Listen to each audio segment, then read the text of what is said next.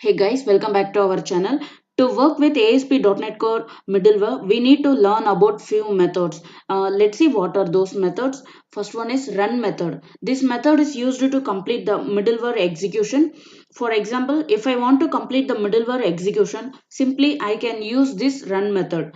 Then we have use method. This method is used to insert new middleware in the pipeline. It means if you want to implement any custom middleware in ASP.NET Core web application, then we can use this use method. We have already seen the use of next method in our previous video. This method is used to pause the execution from one middleware to the next middleware.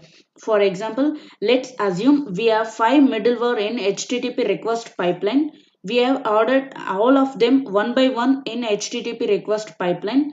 Let's say on third middleware, we don't have next method.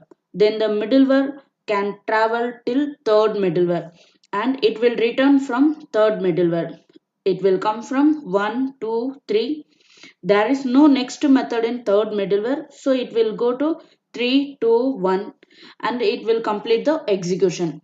Whatever the middleware we have inserted in the pipeline like 4 and 5, simply the node get executed in the HTTP request pipeline.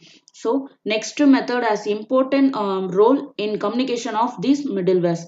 Finally, we have map method. This map method is used to map the middleware to a specific URL. Let's say if you want to add some specific code for some specific URL, then we can use this map method and we can bind our logic to the specific URL.